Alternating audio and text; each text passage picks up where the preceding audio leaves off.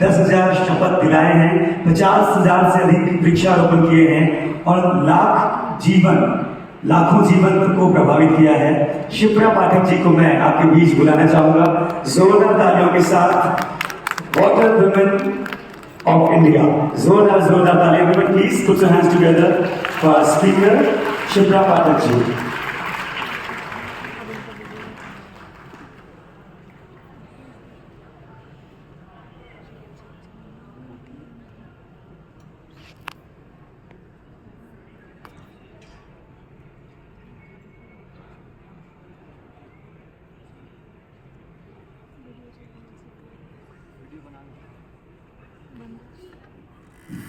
नर्मदे हर, भारत माता की जय।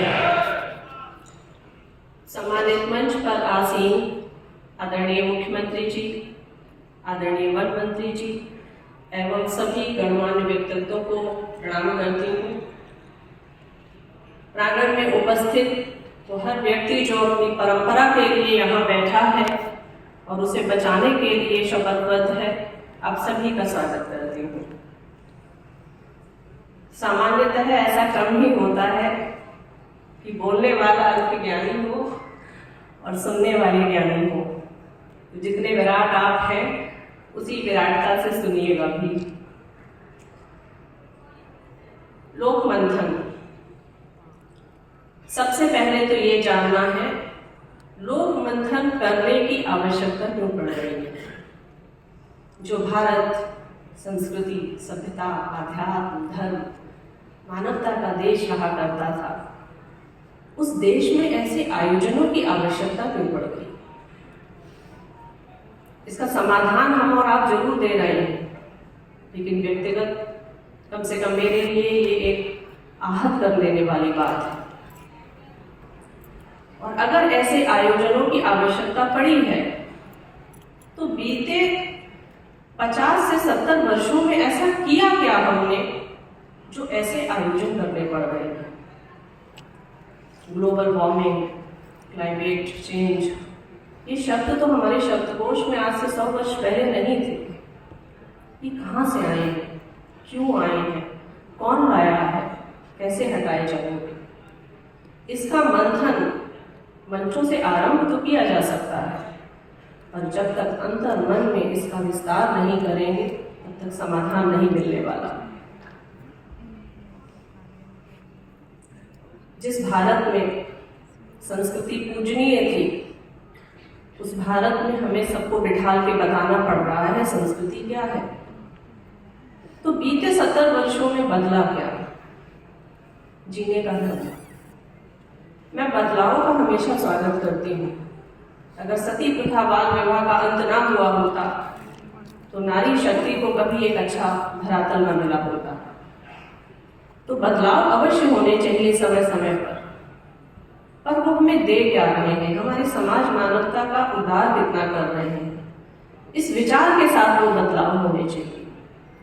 तो अगर हम बीते 50 वर्षों की ही बात करें तो हमारे जो जीने का ढंग है, जिसके बदलने से अगर हम स्वास्थ्य को उठाएं तो hypertension, thyroid, sugar, heart attacks ऐसी बीमारियां मिलेंगी। अगर हम शिक्षा के स्तर को उठाएं तो सर्वाधिक आत्महत्याएं इसी युग में शिक्षा के दबाव में हुई हैं।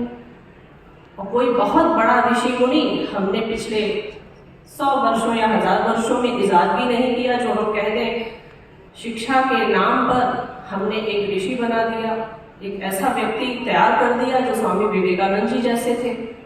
तो हम शिक्षा के स्तर पर भी कुछ नहीं कर पा रहे हैं। हमारी आर्थिक, मानसिक, सामाजिक हर तरीके की गिरावट आती जा रही है।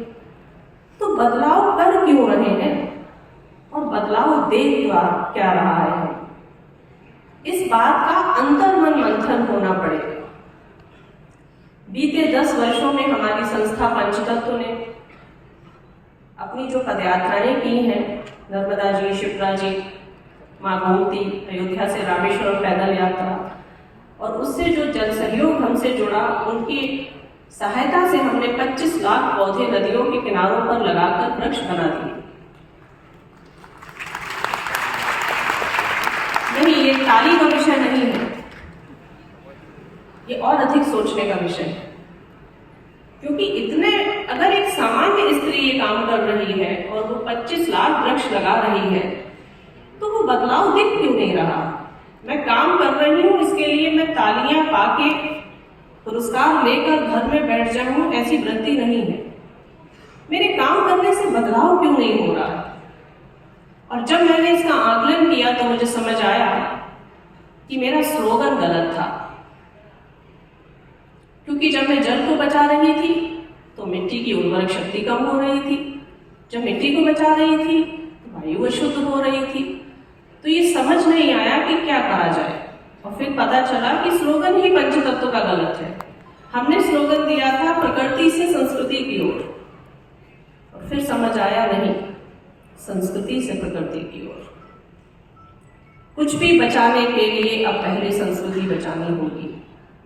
भले ही आप अपने बच्चे को धोती कुर्ते में गुरुकुल में मत भेजिए, पर माता पिता से गुरजन से लेकर सुबह उठकर वो भूमि को प्रणाम करने से लेकर रात में सोने के पहले तुलसी माता ने वस्त्र का आवरण लिया या नहीं, जब तक ये व्यवस्थाएं नहीं लाई जाएंगी तब तक ये लोक मंथन मंच से रहकर मंच तक ही रह जाएगा। और ऐसी आयोजक समितियां जो अपना धन, पद, प्रतिष्ठा सब एक किनारे रखकर यहाँ अपने कीमती समय दे रही हैं, इनका कुछ समय देना भी कहीं हितकर नहीं रह जाएगा। तो सर्वप्रथम संस्कृति बचानी है। संस्कृति कैसे बचाई जाएगी? संस्कृति को केवल स्त्री बचा सकती है। अगर हर घर में एक माँ ये ठान ले कि समाज में भेजने वाले बच्चे राष्ट्र नायक हैं, तुम्हारे पुत्र नहीं है, तुम्हारा उन पर कोई अधिकार ही नहीं है, वो तुम्हारी दिनचर्या को कहीं संभाल सकते हैं, और अंततः अगर 20 वर्ष के बाद हम कहें तो वो राष्ट्र का समय होता है। मुझसे बहुत लोग ये प्रश्न करते हैं कि बड़ी कम उम्र में आपने ऐसा काम शुरू कर दिया, और मैं उन्हें हमेशा कहती हूँ कि 30 वर्ष के बाद लौटाने की प्रक्रिया शुरू हो जानी चाहिए। माता पिता, गुरुजन, शिक्षक, पृथ्वी, राष्ट्र सभी। अब लौटने की यात्रा है। लौटने की यात्रा मृत्यु की तरफ नहीं है, लौटने की यात्रा उन पंच तत्वों की तरफ है जिनका ऋण हम पर है।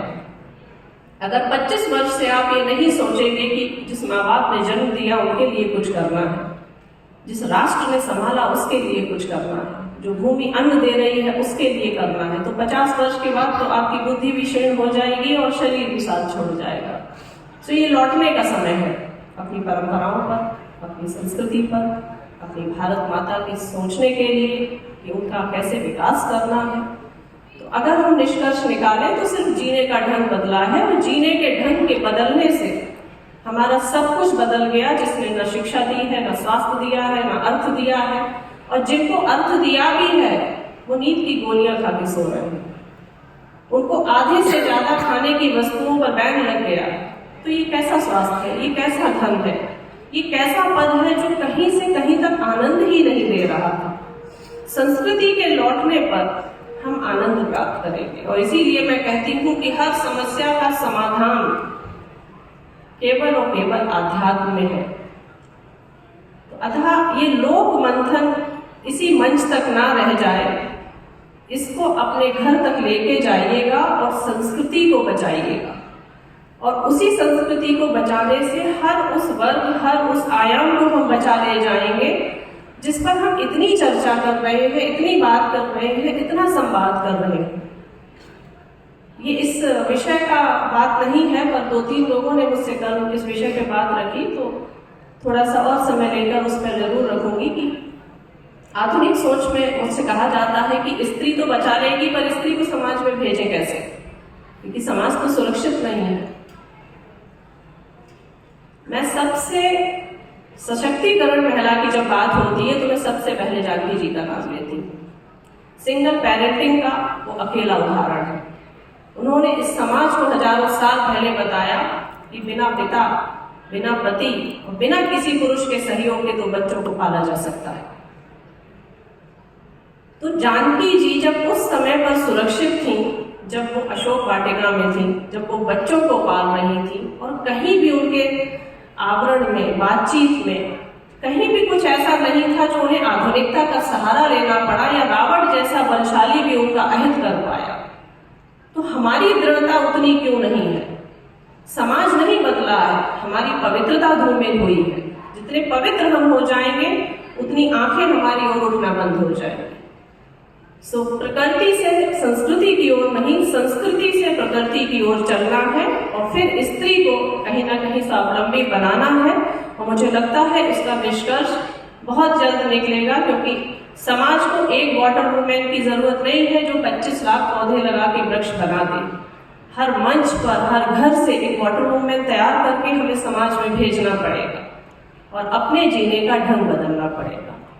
इन्हीं शब्दों के साथ मैं अपनी वाणी को विराम देती हूँ। नर्मदे हर। बहुत बहुत धन्यवाद स्पेशली शिप्रा पाठक जी। और निश्चित तौर पे आपने जो बात कही कि हमारी संस्कृति को बचाना हम सबकी नैतिक जिम्मेदारी है, और संस्कृति और प्रकृति का जो सामंजस्य है, लोक बियॉन्ड फोक, ये प्री मंथन एडिशन जो शुरुआत आज हुआ है, हम आप सभी को बताना चाहेंगे, जितने छात्र छात्राएं हैं उनसे निवेदन, मंची कार्यक्रम की अपनी गरिमा है, कृपया आप बैठे रहें। हमारे बीच ऐसे व्यक्तित्व हैं जिन्होंने प्रकृति संरक्षण के लिए, प्रकृति के संवर्धन के लिए अपना जीवन, पूरी जीवन की